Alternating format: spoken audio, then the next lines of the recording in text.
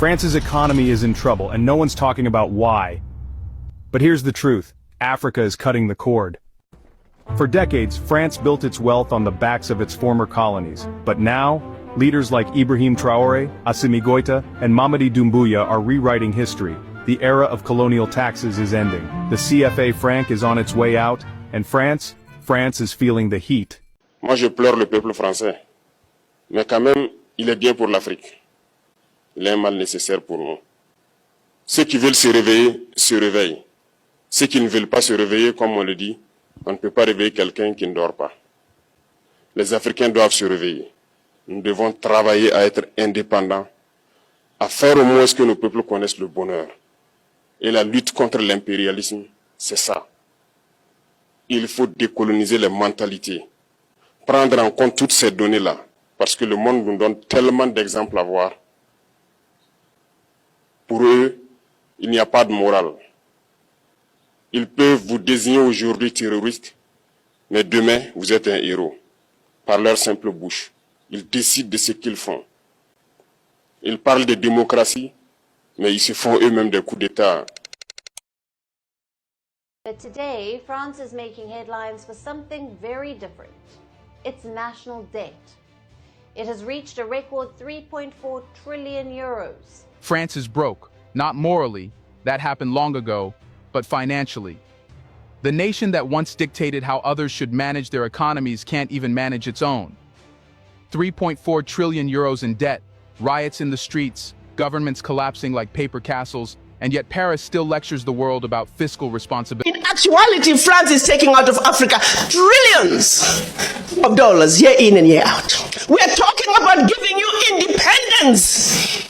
But sign this pact for the continuation of colonization in a different format. As if it wasn't bad enough that we were divided up into the tiny little countries that we are today. The gift that Berlin Conference gave us, one other thing that France did between 1958 and 1961 in the name of giving us our independence as African countries.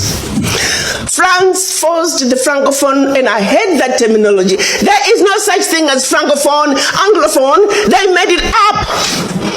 But for the purposes of communication, I will use that.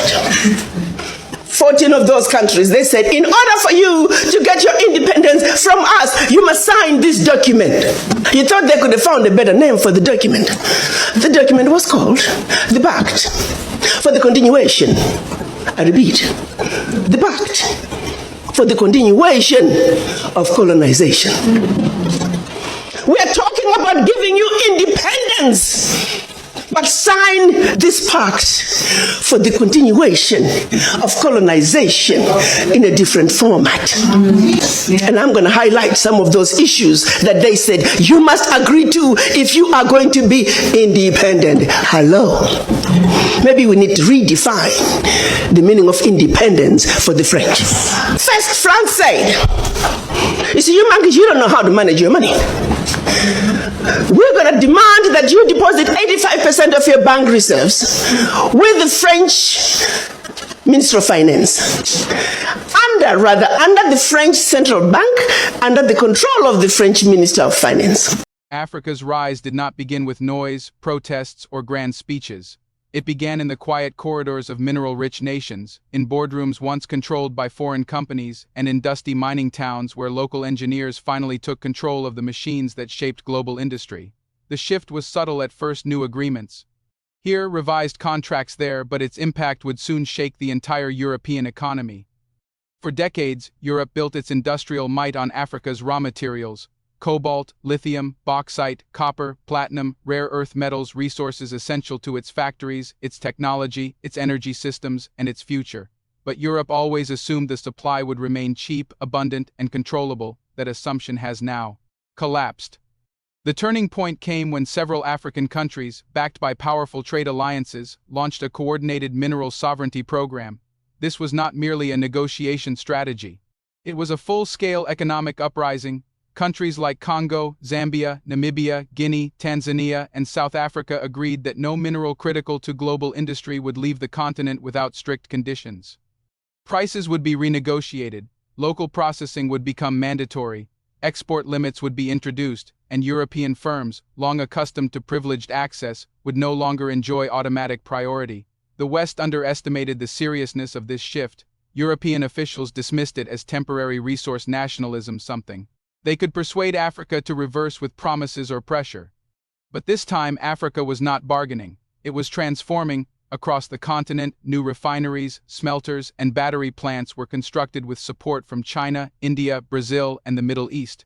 These new partners did not demand political loyalty or one-sided contracts. They offered infrastructure, technology transfer, and equity-based agreements that kept control in African hands. This changed everything.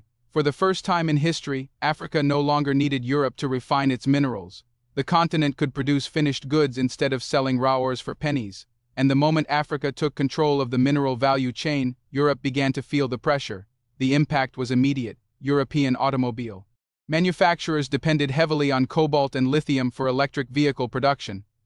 When African countries announced new export terms, European supply chains froze. Factories in Germany, France, Italy, and Spain faced material shortages within weeks. Production costs skyrocketed, electric car prices soared, battery manufacturers issued warnings. Some factories temporarily shut down. Suddenly, European leaders who had ignored Africa for decades were holding emergency meetings, begging for new negotiations. But the geopolitical landscape had shifted too dramatically. Africa no longer wanted aid packages disguised as partnerships. It wanted leverage, and it now had it. Europe's dependence was too deep to deny. Nearly 45% of Europe's cobalt supply, 30% of its manganese, and over 70% of materials used in green energy technology came from Africa. Everything from wind turbines to electric vehicle batteries depended on the continent. And as Africa raised export prices and restricted unprocessed exports, Europe's economies began to buckle. The region's energy transition, once promoted as its path to global dominance, was now trapped in slow motion. Meanwhile, Africa's economies surged. With minerals processed locally, thousands of new industries emerged. Jobs expanded in refining, manufacturing, logistics, and engineering. Export revenues multiplied, governments reinvested profits into infrastructure, technology hubs, and renewable energy fields. A new wave of African self-sufficiency was taking shape. But what terrified Europe the most was not Africa's growth, it was Africa's unity. The continent had finally realized that individually, mineral-rich nations were vulnerable, but together they were unstoppable. Several African blocs began coordinating pricing, production, and export policies. Similar to how oil-producing nations once controlled the global petroleum market, mineral cartels emerged, setting terms that foreign powers could no longer ignore. The West labeled it economic aggression. Africa called it justice. For decades, Europe extracted Africa's wealth to build its own prosperity while leaving the continent with environmental damage, poverty, and dependency. Now the tables had turned, and Europe could do nothing but watch. Trade analysts in London and Brussels warned that Europe was entering a new era of vulnerability without Africa's raw materials. Its vision of becoming the global center for green technology was impossible. Solar panel manufacturers lacked critical components. Battery producers could not fulfill contracts. Tech companies faced rising costs for essential minerals. Even defense manufacturers felt the impact, as Africa supplied metals needed for high-tech weapon systems. Europe had never imagined a future where Africa held decisive power. Over its economic stability, what made the crisis even more severe was Africa's decision to diversify its buyers. China became the continent's largest mineral customer, followed by India and Southeast Asia. Middle Eastern countries invested heavily in African mines and processing plants. Europe was no longer the priority market and sometimes not even an option. In retaliation, European governments attempted to pressure Africa through diplomatic threats, sanctions, and warnings of economic isolation. But their leverage was gone. China, India, and the Middle East were willing to buy every ton of minerals Europe refused to pay fair prices for. Media tried to frame Africa's mineral revolt as a global threat, but the world saw it differently. Africa was simply reclaiming what belonged to it, and global markets accepted this. New reality, commodity prices adjusted, new trade routes emerged. International investors shifted their attention to African exchanges, knowing the continent now controlled the most valuable resources of the 21st century. As Africa rose, Europe fell deeper into crisis. Inflation soared. Factories relocated to Asia, where mineral access was stable. energy companies halted expansion plans, economic growth projection fell sharply across the European Union. Africa's mineral takeover had achieved something few expected: an irreversible shift in global power. Once treated as a raw material supplier, Africa had become the world's mineral gatekeeper, and Europe, once confident in its dominance, now realized it could not reverse the change. The continent that had been exploited for centuries had finally rewritten the rules of global trade. The West could protest, complain, or attempt persuasion, but Africa had tasted economic autonomy, and there was no going back. The shockwaves from Africa's mineral consolidation did not stop at the borders of the continent. In Europe, the pressure grew heavier by the day. Industries that had once operated with predictable supply chains suddenly found themselves scrambling for alternatives that simply did not exist. The result was a quiet but undeniable unraveling, slow enough to hide, yet fast enough to terrify policymakers. What had begun as a strategic shift in Africa was quickly becoming an economic crisis in Europe. Inside manufacturing hubs across Germany, Belgium, and the Netherlands, production floors that once hummed with the steady rhythm of machinery faltered. Companies that relied on Africa's cobalt, lithium, platinum, and manganese realized the magnitude of the change only when shipments failed to arrive. The continent's new mineral strategy meant Europe was no longer a preferred partner but an afterthought in a rapidly changing world. Africa had redirected its exports with precision, sending the bulk of its resources to China, India, and the Gulf states. Europe, which had assumed its historical influence would secure its supply, found itself locked out of the very markets it depended on. This shift hit the automotive sector first. Electric vehicle production in countries like France, Italy, and Sweden slowed to a crawl. Factories that had been built around a guaranteed stream of African minerals could not adapt quickly enough. The price of essential components skyrocketed, forcing companies to reduce output or temporarily shut down assembly lines. Consumers waiting for new electric models were told to expect delays of up to 2 years. Investors panicked, and stock prices in the transportation sector plunged. The technology industry fared even worse. Europe had been trying for years to position itself as a competitive player in semiconductor production, but without Africa's rare earth elements, that ambition collapsed almost overnight. Companies in Spain and Ireland paused major expansion projects. Telecommunications firms struggled to maintain their rollout of next-generation networks. Even the medical sector felt the squeeze, as key minerals used in advanced diagnostic machines became nearly impossible to procure. The public did not understand the full geopolitical context, but they could feel the consequences in their daily lives. Energy prices rose sharply as countries struggled to modernize their grids without the resources required for renewable technology. Household goods dependent on microchips became more expensive and harder to find. The cost of vehicles surged. There was a growing atmosphere of frustration and anxiety, fueled by a sense that Europe had lost control of its economic future. Governments throughout the continent scrambled for solutions. Emergency meetings were held in Brussels, where officials debated everything from strategic stockpiling to forging new alliances. But there was an uncomfortable truth none of them wanted to say aloud. Europe had allowed itself to grow dependent on resources it did not control. And now the supplier had moved on. Africa's new partnerships with China and India were not temporary experiments. They were long-term commitments forged through infrastructure, investment, and a shared vision of growth. In response, Europe attempted to reopen diplomatic doors that had long been neglected. Delegations traveled to countries across southern, eastern, and Central Africa, hoping to negotiate new access or revive old agreements. But the reception was lukewarm. African nations, empowered by their newfound leverage, insisted on terms that European governments found difficult to accept. They demanded full value for their resources, respect for local industrialization goals, and accountability for past extractive practices. This was no longer a relationship of dependency but one of bargaining, and Europe did not have the stronger hand. The tension grew more obvious when several African nations jointly announced the next phase of their mineral policy. Not only would they reduce exports to Europe, but they also planned to process a significant portion of their minerals domestically before selling them abroad. This single decision shook Europe's industrial strategy to its core. The continent had built its economic power on controlling the processing and refinement of global resources. If Africa succeeded in keeping value-added industries within its borders, Europe would lose far more than raw materials. It would lose the profit margins that had sustained its manufacturing dominance for decades. Financial markets reacted brutally. The euro weakened, industrial stocks collapsed, and investors began pulling money out of sectors deemed too risky. The European Central Bank issued statements meant to calm the markets, but behind closed doors, officials admitted the situation was worse than anyone expected. They had underestimated Africa's coordination, its ambition, and its willingness to break from historical patterns. By the middle of the year, Europe's energy transition plans were in disarray. The continent had hoped to lead the global shift toward electric transportation and renewable technologies, but without access to minerals. From Africa, those dreams evaporated. Countries like Portugal and Norway, which had invested heavily in green energy expansion, suddenly faced shortages of components critical to battery storage and grid modernization. The public, unaware of the complex global forces at play, grew increasingly disillusioned, questioning the promises of a smooth and prosperous energy future. Meanwhile, Africa surged ahead, accelerating its collaboration with China's state-backed industries. New refineries, processing plants, and research centers broke ground across regions that had long been underdeveloped. China supplied the expertise and machinery. Africa supplied the minerals and land.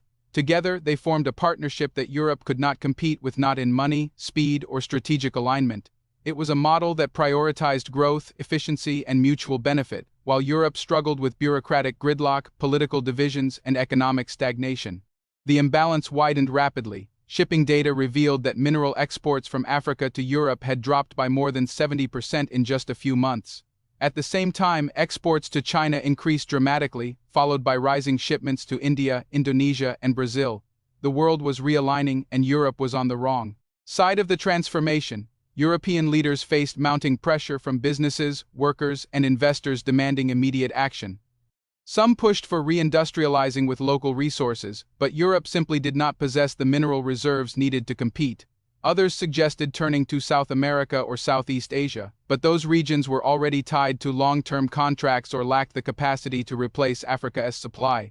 The reality was unavoidable. Africa had become the center of the global mineral map, and Europe was no longer the primary customer. By the end of the quarter, analysts began using a new term, the African mineral shock. It described not only the economic fallout but the deeper strategic implications. Europe had lost more than resources. It had lost influence. Africa's assertiveness marked a historic reversal of roles, turning the continent from a supplier of raw materials into a global power broker. The shift was undeniable. Europe could no longer dictate terms. It could only react to decisions being made thousands of kilometers away in African capitals and Beijing boardrooms. As industries shut down and economies contracted, the message became painfully clear. The era of European dominance in resource strategy had come to an end, replaced by a new world where Africa held the balance of power and had no intention of giving it back. The pressure in Europe intensified as the weeks dragged on, revealing cracks in systems that had once seemed unshakable. What had started as a mineral shortage evolved into something far deeper, a structural breakdown of industries that depended entirely on Africa's resources. No region was spared, from northern ports to central manufacturing corridors. The absence of African minerals reshaped daily life in unexpected and unsettling ways. Factories in Germany, Poland, and Denmark faced the harsh reality of prolonged shutdowns. Workers accustomed to steady employment found themselves sent home indefinitely. Governments attempted to cushion the blow with emergency funds, but the scale of the industrial collapse was far beyond what public budgets could handle. Entire supply chains fragmented, leaving thousands of small businesses without contracts, raw materials, or revenue. Even companies that had survived earlier global crises now questioned whether they could withstand this one. The situation worsened as Africa doubled down on its mineral control strategy. Countries across the continent implemented production caps, export prioritization systems, and new rules requiring foreign buyers to agree to value addition terms. These domestic processing requirements meant minerals were no longer shipped in raw form but refined into high-value materials before being sold. For Africa, it was a transformative step. For Europe, it was another devastating blow. The continent's automotive sector became a symbol of the crisis. Electric vehicle production, already slowed in previous months, collapsed entirely. Manufacturers in France and Germany halted new model releases, and thousands of vehicles remained incomplete on assembly lines due to the absence of essential battery minerals. Car dealers across the continent reported empty lots and months-long waiting lists. Consumers were forced to keep older vehicles on the road longer, driving up maintenance costs and reducing Europe's progress toward emission goals. Meanwhile, the technology sector approached a breaking point. Companies dependent on rare earth elements from Africa postponed major product launches. Smartphone makers in Finland and multimedia firms in the Czech Republic struggled to produce even basic quantities. Cloud computing centers in Ireland delayed expansion projects because critical components had become too expensive or impossible to acquire. The continent's dream of becoming a self-reliant semiconductor hub faded as quickly as it had arisen. Amid the chaos, tensions grew between European governments. Some pushed for aggressive negotiations with African nations, insisting that diplomacy was the only path forward. Others proposed opening new mines in remote parts of the continent, despite environmental concerns and strong public opposition. A few even suggested that Europe consider leveraging its financial influence to pressure Africa into reopening mineral access. But such tactics were unrealistic.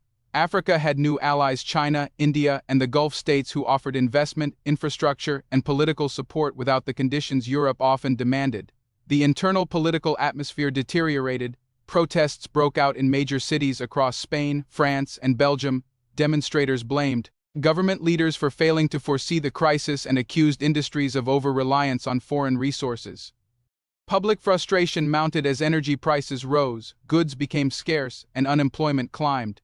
News outlets reported a wave of factory bankruptcies, with more expected in the coming months. Europe, once the backbone of global manufacturing, now struggled to stay afloat in a world that had outpaced it. What made the situation even more painful was the growing prosperity in Africa. The continent became the center of global mineral processing, attracting investment from countries eager to align with its new economic vision. China financed large-scale refineries and industrial zones. India expanded its manufacturing footprint by partnering with mineral-rich African nations. Even South American countries sought to cooperate with Africa rather than Europe, recognizing the shift in global economic power. The transformation in Africa contrasted sharply with Europe's decline. African cities expanded rapidly with new transportation networks, advanced technology parks, and infrastructure powered by energy-efficient innovations. Roads were rebuilt, ports were modernized, and new job opportunities emerged across multiple regions.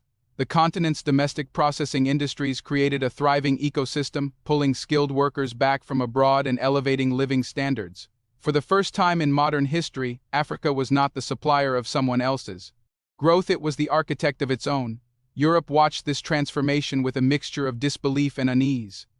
The realization set in that African nations had outmaneuvered the West strategically, economically, and politically. By controlling minerals at the source, Africa held the keys to industries that Europe could not function without. The shift in global power dynamics was undeniable. What Europe once viewed as a distant supplier was now a global powerhouse. To address the escalating crisis, European leaders convened a high-stakes emergency summit. Officials from across the continent gathered to discuss whether Europe could regain its footing or if the loss was irreversible. The mood was tense. Economists presented data showing that entire sectors could collapse within the next year. Energy ministers warned that renewable transition goals were no longer achievable. Industrial leaders admitted that without African minerals, Europe might lose its competitive edge for decades. At the summit, a controversial proposal emerged. Europe should negotiate multilateral agreements with both Africa and China. The idea was met with immediate resistance from countries that feared such alliances would diminish Europe's political autonomy. But others argued that Europe no longer had the leverage to dictate terms. To regain access to minerals, the continent needed humility and cooperation, not pressure and demands. Despite the fierce debates, one conclusion became clear. Europe's future depended on rebuilding trust with Africa. That required acknowledging past policies, understanding Africa's new ambitions, and respecting its right to dictate its economic direction. Anything less would guarantee failure. As European leaders left the summit, a quiet understanding settled over them. The age where Europe controlled global industrial narratives was over. The world had changed. Africa had risen not by accident but by strategy, unity, and a firm decision to break free from historical structures that kept its potential locked away. In the months that followed, Europe attempted small diplomatic gestures. Delegations returned to African capitals with more respectful approaches. Trade proposals were rewritten, focusing on mutual benefit instead of advantage. Infrastructure investment offers became more flexible, emphasizing partnership rather than oversight. But the shift in tone did little to reverse the damage already done. Europe's industries continued to weaken. Analysts predicted a long recession if mineral access did not improve. The continent's younger workforce began migrating. Two other regions in search of opportunities, marking a reversal of long-standing migration patterns. While Europe grappled with uncertainty, Africa continued expanding its influence across global markets. Its minerals powered Asia's manufacturing boom, and its refineries produced products now too expensive for Europe to secure. In the end, the crisis revealed an uncomfortable truth: the Western world had underestimated Africa's capacity for strategic transformation. The continent's mineral takeover was not just a policy shift, it was a global power realignment, and Europe, once confident in its economic superiority, found itself watching from the sidelines as Africa shaped a future the West could no longer control.